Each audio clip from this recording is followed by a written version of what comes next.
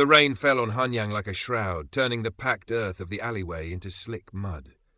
Min Junso huddled deeper into the shadows of a crumbling gateway, the damp chill seeping into his worn robes, a stark contrast to the fine silks he'd once known.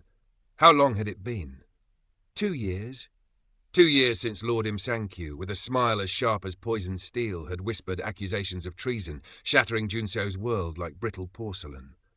Stripped of rank, family name dragged through the mire, he now existed in this forgotten corner of the capital, fueled by cold fury and the single burning purpose: find the proof, expose the viper, reclaim his honor.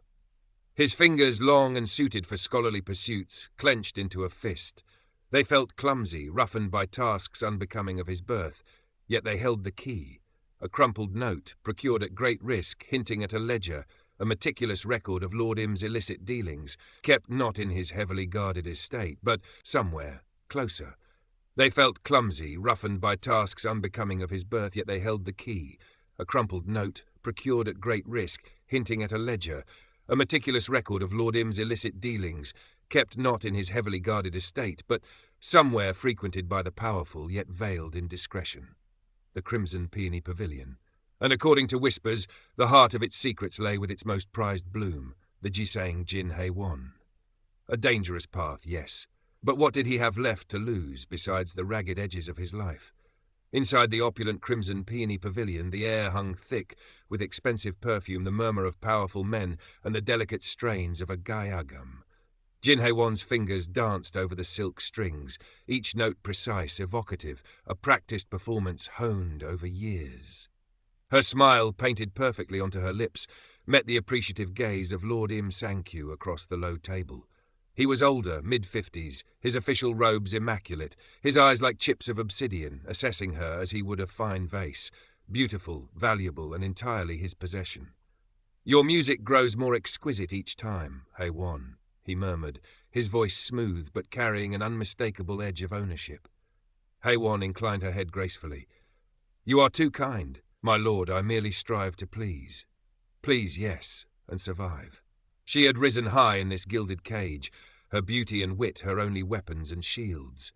But Lord Im's patronage was a double-edged sword, protection, yes, but also a tightening chain. She saw the calculation behind his compliments, the casual cruelty in his dismissals of lesser men. Freedom felt like a distant, impossible dream, a fragile ember she guarded fiercely within the practiced calm of her exterior. Later, in the relative privacy of the Gisaeng's quarters, Wolwa, the head Hangsu, watched her with knowing eyes. "Lord Im seems particularly pleased tonight," Wolwa observed, her voice low. "Be wary, child. A pleased tiger is still a tiger." Haewon met her gaze, a silent understanding passing between them. Everyone in the pavilion knew the precariousness of their lives. Junseo chose his approach carefully, not as a disgraced noble, but as Kim Jin-ho, a scholar from the provinces, ostensibly researching the vibrant, sometimes sordid life of the capital for a collection of poems. He secured a modest introduction to the Crimson Peony Pavilion, his worn but clean scholar's robes allowing him entry, if not access, to the most exclusive circles. He observed Haewon from a distance first, seated among less important patrons. He saw the effortless grace, the quick wit that deflected unwanted advances, the sharp intelligence gleaming momentarily behind the practiced smile. She was more than just beautiful. She was formidable. He arranged, through careful tipping of a servant, to be seated where she might serve him wine during a less busy evening. When she approached, her movements fluid as water, the scent of orchids clinging faintly to her silk hanbok, his breath caught. "Scholar Kim," she said, her voice like soft bells, her eyes assessing him in a single, comprehensive glance. It is rare to see studious men seeking inspiration in such lively surroundings. He met her gaze, forcing a scholarly earnestness into his own. "Beauty and truth can be found in unexpected places, Gisaeng Jin. Your music, for instance, speaks volumes of the city's soul." A polite deflection, met with an equally polite yet searching smile. He felt like a novice playing Go against a master. She poured the wine, her fingers brushing his cup, a fleeting touch that sent an unexpected jolt through him. He saw her notice his reaction, a flicker of something unreadable in her eyes before the mask slipped back into place. This would be harder than he thought. Over several carefully orchestrated visits, Junso, as scholar Kim, attempted to cultivate a rapport. He spoke of poetry, of provincial landscapes, careful never to betray too much knowledge of the capital's intricate politics. Haiwon listened politely, offered insightful comments, her conversation sparkling but revealing nothing personal. She treated him with the same professional courtesy she afforded other patrons, yet he sensed her observation, her subtle probing beneath the surface of his disguise. He learned fragments about the pavilion, the rivalries, the hierarchies, Wolwa's protective oversight, and Lord Im's frequent possessive visits. He saw the strain beneath Haewon's composure when Im was present, the way her smile tightened almost imperceptibly. One rainy evening, finding the pavilion quieter than usual, he risked a more direct approach. He spoke of injustice, obliquely referencing a scholar wrongly accused, his voice low and intense. Haewon stopped polishing a wine cup, her gaze fixed on him, sharp and sudden. "In Hanyang, Scholar Kim," she said softly, her voice losing its melodic lilt, "accusations are often weapons, and truth is a commodity few can afford." Her directness startled him. Was she warning him or testing him? He decided to gamble. "Some truths," he replied, meeting her eyes, "are worth any price, especially when they concern men like Lord Im Sang-kyu." The name hung in the air between them. The professional smile vanished completely, replaced by a chilling stillness. Her eyes narrowed. "You tread dangerous ground, scholar. Lord Im is a powerful patron. Such words could cost you dearly." He leaned forward slightly. "I am already paying the price, Gisaeng Jin. My name is Min Jun-seo." Silence stretched, thick with unspoken questions. Haewon's expression remained guarded, but a flicker of surprise, quickly suppressed, crossed her features. Min Jun-seo. The name echoed faintly in her memory. A scandal from 2 years past, a promising official swallowed by the murky depths of political intrigue. Lord Im had been involved, she recalled vaguely. She studied him anew. The wariness in his eyes, the faint scar near his hairline, the proud set of his jaw beneath the guise of a humble scholar. This changed everything. "Why tell me this?" she asked, her voice barely a whisper. "Why risk revealing yourself to someone like me?" Junso held her gaze, "Because you wronged me, and because whispers suggest you might hold the key to proving it. A ledger." He saw the calculation in her eyes, the rapid assessment of risk versus reward. Helping him was treasonous. But Lord Im, he represented the gilded bars of her cage. Disrupting his power, even indirectly, was a tantalizing prospect. And there was something in Junso's desperate intensity, a raw honesty beneath the layers of deception, that resonated with her own hidden yearning for justice, for change. "If such a ledger exists," she said slowly, choosing her words with utmost care, "and if I were to help you, what is in it for me, Min Jun-seo?" He hadn't expected the question, not put so bluntly. He hesitated. "Justice? The satisfaction of seeing a corrupt man fall." She gave a short, humourless laugh. "Justice is a luxury for nobles, former or otherwise, ideal intangibles. Freedom, perhaps." He met her challenge. "If I succeed, if my name is cleared, I will owe you a debt I can never fully repay. But I swear this. I will use whatever influence I regain to help you secure your freedom from this place."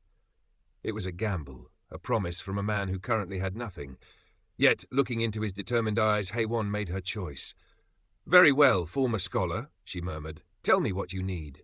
But know this, one wrong move, and we both perish." The alliance was forged, fragile as spun glass hanging precariously over an abyss. Their collaboration began in whispers and shadows. Haewon became Junso's eyes and ears within the crimson peony pavilion.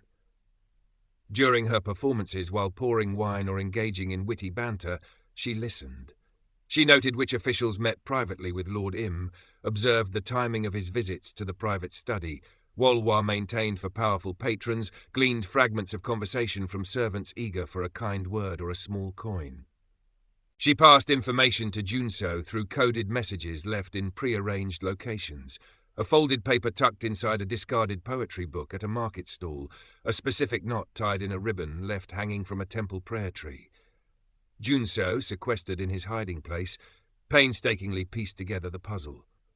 He cross-referenced names, dates, potential shipments mentioned offhand. The ledger, he deduced, likely detailed Im's smuggling operations.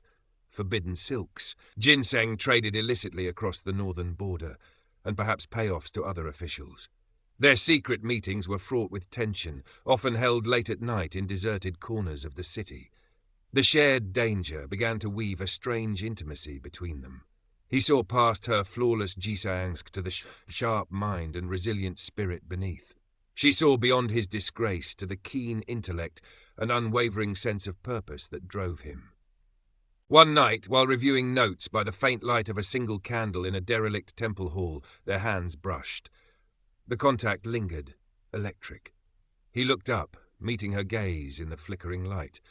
The air thickened, charged with an awareness that went beyond their dangerous mission. He saw vulnerability in her eyes, a reflection of his own. She saw a flicker of warmth beneath his guarded exterior. Neither moved, caught in the fragile moment, the unspoken desire a tangible presence between them. The danger surrounding them seemed to heighten their senses, drawing them inexorably closer. Lord Im's visits grew more frequent, his possessiveness towards Haewon more pronounced. He presented her with expensive silks, jade hairpins, his generosity a velvet glove over an iron fist. He demanded more of her time, his eyes lingering on her with an unsettling intensity. Haewon navigated his attentions with practiced skill, feigning gratitude, while subtly deflecting his attempts at complete control. But the strain was beginning to show. Junso felt a corrosive jealousy mixed with fear for her safety. Seeing her forced to smile, to entertain the man who had destroyed his life, gnawed at him. During one clandestine meeting, hidden behind stacks of drying herbs in an apothecary's back room, he noticed the faint bruise blooming on her wrist, concealed beneath the wide sleeve of her hanbok. "He did this?" Junso asked, his voice tight with suppressed fury. Haewon pulled her sleeve down quickly. "It's nothing. A moment of impatience." She tried to sound dismissive, but her eyes betrayed the fear. He reached out, his fingers gently tracing the edge of the bruise. An involuntary shudder ran through her.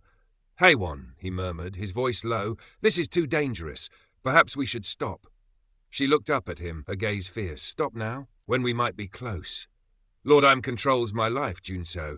If exposing him is the price of freedom, I will pay it. We will pay it." Her determination steadied him. He gently took her hand, his thumb stroking the back of it. The shared resolve, the shared peril, ignited the spark that had been smouldering between them. He leaned closer, the scent of orchids and determination filling his senses. She didn't pull away. Her eyes searched his, finding not pity, but a reflection of her own fierce desire for something more, something real. He closed the distance, his lips finding hers in a kiss that was hesitant at first, then deepened, fueled by months of suppressed longing, fear, and the desperate need for connection in their precarious world. The herbs around them faded, the danger momentarily forgotten, lost in the sudden, overwhelming discovery of each other. Current part characters 2078, total characters 1256.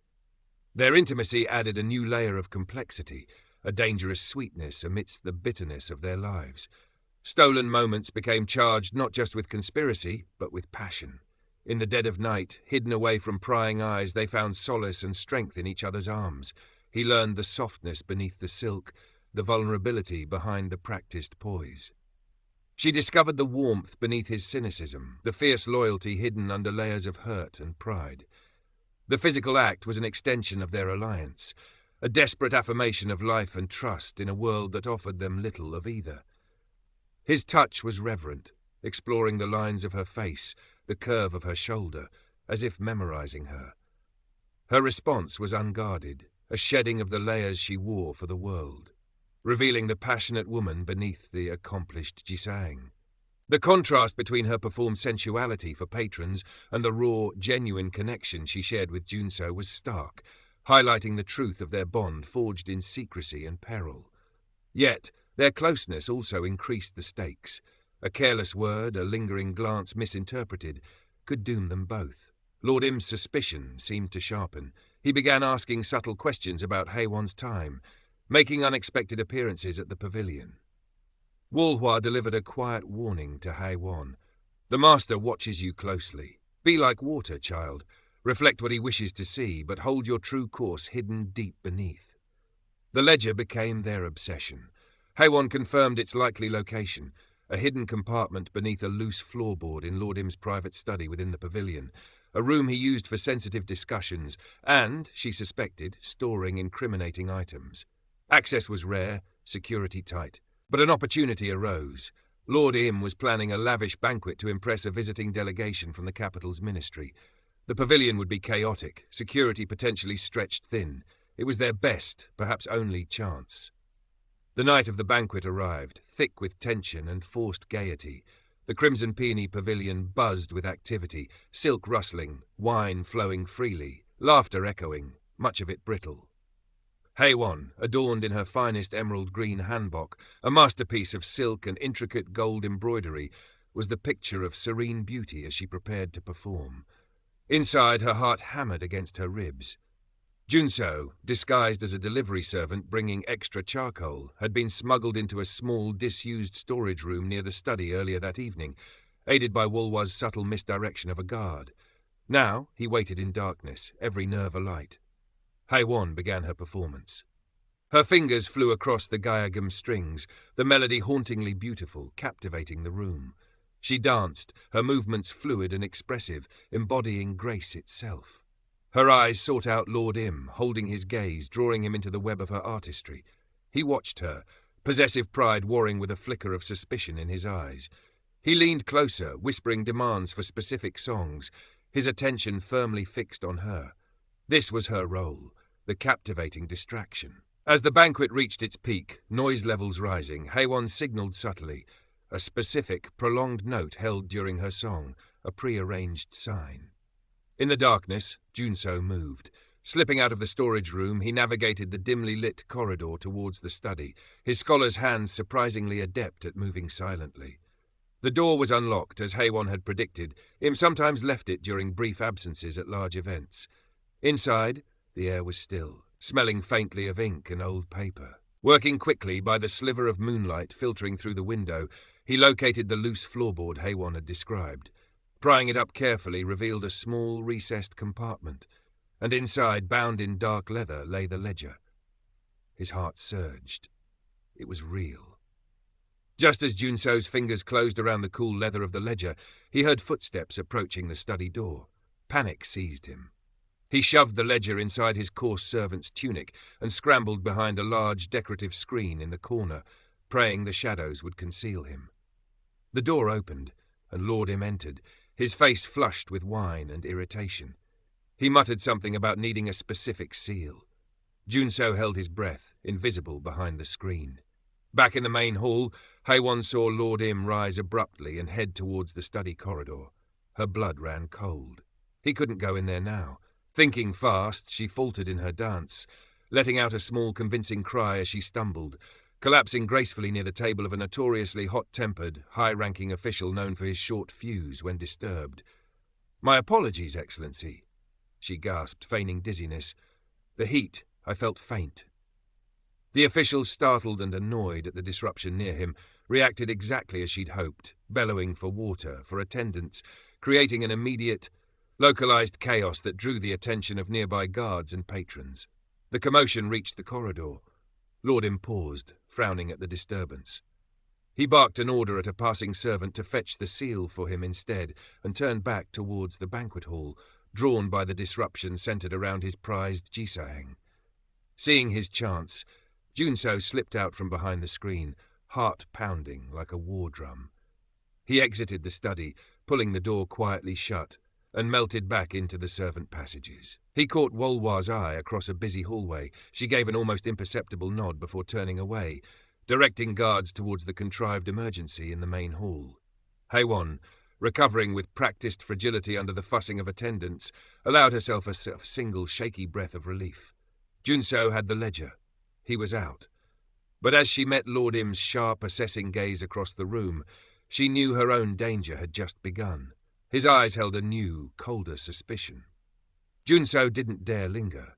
Following a pre-arranged escape route through the pavilion's kitchens and out a back gate used for deliveries, he fled into the labyrinthine alleys of Hanyang, the ledger a heavy weight against his chest, both a burden and a promise. He reached his hidden dwelling as the first hint of dawn greyed the eastern sky, collapsing onto his thin sleeping mat, exhaustion warring with triumph. He had it. The proof. But the image of Haewon's face, pale beneath the banquet lights as she created that risky diversion, haunted him. He knew Lord Im would not overlook her actions, however cleverly disguised. News reached him indirectly the next day, confirming his fears. Haewon was confined to her quarters within the pavilion, ostensibly for recovery from her fainting spell, but effectively under house arrest. Lord Im, while not yet openly accusing her, had tightened his invisible chains. Junseo was torn. His first instinct, yıllar süren intikam arzusunun itici gücüyle kanıtları derhal güvenli ellere ulaştırmaktı. Güvendiği eski bir temas kişisi veya Lord Im'in siyasi rakiplerinden biri. Ancak Haewon'u Im'in gazabına terk etmek düşüncesi midesini bulandırıyordu. O sadece bir müttefik değildi, tehlikenin ve tutkunun ateşinde dövülmüş kalbinin beklenmedik sahibiydi. He spent a frantic day weighing options. Delivering the ledger first was strategically soundest. Once Im was under investigation, his power to harm Haewon might be curtailed. Risking himself now to attempt a rescue before the evidence was secure could jeopardize everything, including Haewon herself, if they were caught together. With a heavy heart, he made the difficult choice. He sent a coded message to a former colleague, now in a position within the Royal Investigation Bureau, known for his integrity and discreet rivalry with Lord Im's faction. He arranged a meeting, ensuring the ledger would pass into hands capable of acting upon it. Justice first. Then somehow, Haewon. The meeting was brief, tense, held in the pre-dawn gloom beneath the vast arches of Gwanghwamun Gate. Junseo, disguised once more, handed over the leather-bound ledger to his contact, Investigator Jong.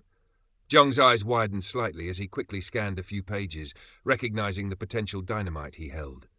"Lord Im, this is extensive," Jong murmured, his expression grim but resolute. "You have done the kingdom a service, Min Junseo, and risked much." Junseo inclined his head. "Ensure it is used. Ensure he falls." Jong nodded curtly. "Disappear again, Junseo, until the storm breaks." With the ledger safely delivered, a wave of relief washed over Junseo, quickly followed by gnawing anxiety for Haewon. He couldn't simply disappear. He spent the next few days gathering what little resources he had, selling a few remaining hidden heirlooms, calling in old, forgotten favours to secure funds. He needed a way to get Haewon out of the Crimson Peony Pavilion. News of the investigation broke subtly at first, then like a tidal wave. Whispers turned into official inquiries. Lord Im's usual arrogance faltered, replaced by frantic attempts to shore up his defences, call in favours and silence potential witnesses. Summons were issued. Assets were frozen. His rivals circled like sharks sensing blood. Inside the pavilion, the atmosphere grew toxic. Lord Im, enraged and paranoid, confined Haewon more strictly, suspecting her involvement but lacking concrete proof. Wolhwa managed to smuggle out a message to Junseo via a trusted tea merchant. He plans to move her, silence her permanently, soon. The time for strategic waiting was over. Junseo had to act, now. Using the funds he'd gathered, he bribed 2 disgruntled guards at the pavilion, men known for gambling debts, promising them enough to disappear from Hanyang if they helped facilitate an escape during the changing of the watch late one night. The escape was fraught with peril. Under cover of a moonless night, Junseo waited in the alley behind the pavilion, his heart pounding. Inside, Haewon, alerted by a cryptic signal from Wolhwa, feigned illness. When Lord Im's personal guards briefly stepped away during the shift change, the 2 bribed guards unlocked Haewon's door. Dressed in simple, dark clothes provided by Wolhwa, Haewon slipped out, moving like a shadow through the familiar corridors. She met Junseo at the designated back gate, flung open for a perilous minute by one of the bribed guards. They didn't speak, didn't dare waste a second. Hand in hand, they plunged into the maze of Hanyang's sleeping streets, running until their lungs burned, putting as much distance as possible between themselves and the Crimson Peony Pavilion. They found refuge in a small, hidden cottage Junseo had secured on the city's edge, near the Namsan mountain trails, paid for with the last of his resources. Only then, behind a bolted door, did they allow themselves to breathe, to look at each other, the reality of their shared flight sinking in. Haewon leaned against the rough wooden wall. trembling slightly, reaction setting in. Junso reached out, gently touching her cheek. "Are you all right?" She nodded, covering his hand with hers. "Free," she whispered, the word tasting foreign and precious on her tongue. "Thanks to you."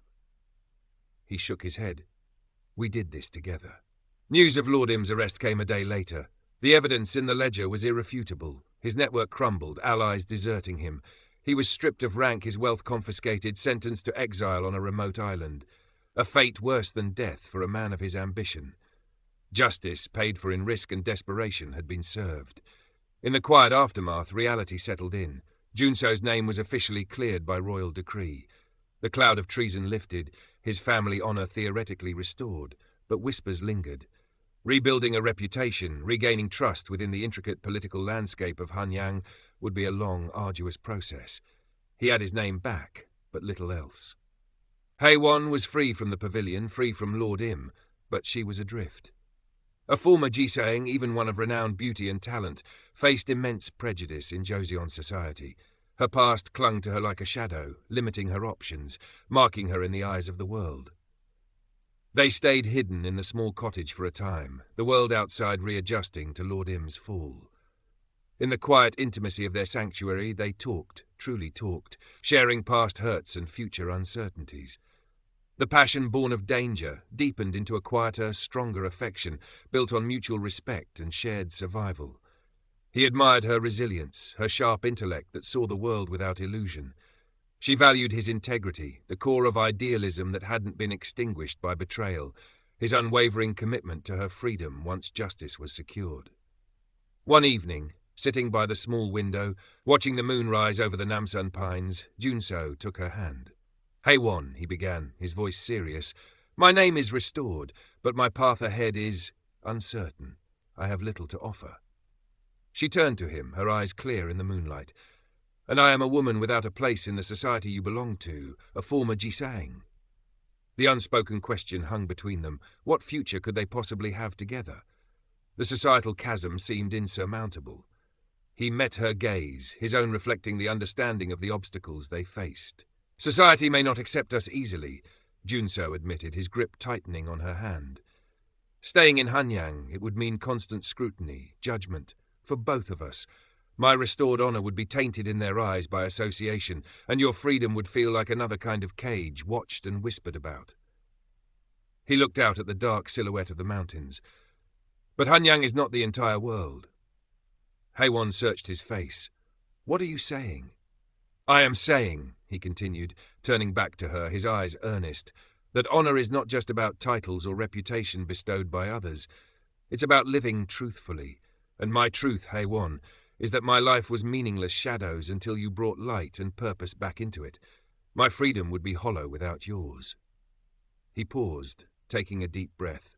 "We could leave Hanyang, leave the politics and the prejudice behind, find a quiet place, perhaps in the provinces, where Min Junso is just a man, and Jin Haewon is just a woman, where we can build a life based on what we know to be true between us, not what society dictates." It was a radical proposition. To turn his back on the capital he fought so hard to reclaim his place in, to choose personal happiness over societal reintegration. For her, it meant embracing an unknown future, relying completely on this man whose world was so different from the one she knew. She looked at him, seeing not the disgraced noble or the restored official, but the man who had risked everything for justice, and then risked it again for her, the man whose touch felt like coming home. A slow smile touched her lips, genuine and radiant. "A quiet place," she echoed softly, away from the whispers. Their decision solidified their bond, transforming it from a passionate alliance forged in danger into a deliberate choice for a shared future. The final nights in the small cottage held a different kind of intimacy, not frantic or desperate, but filled with a quiet affirmation of their commitment. They made love slowly, tenderly, rediscovering each other without the constant shadow of fear. His hands traced the lines of her body, no longer just seeking solace, but mapping the contours of their future. Her kisses held not just passion, but promise. The moonlight streaming through the window illuminated her skin, no longer the flawless canvas of the Gisaeng, but the real, breathing warmth of the woman he loved. She explored the scar near his hairline, a reminder of the past they were choosing to leave behind, her touch gentle, accepting. In the quiet darkness, they spoke of simple things, the possibility of a small house with a garden, the sound of rain on a tile roof, a life lived on their own terms. They acknowledged the challenges, the lingering ghosts of their pasts, the uncertainty of starting anew, but faced them together, their shared resolve, a shield against the unknown. He held her close, breathing in the scent of her hair, the faint lingering hint of orchids mixed with the simple fragrance of soap. "Are you certain, Haewon?"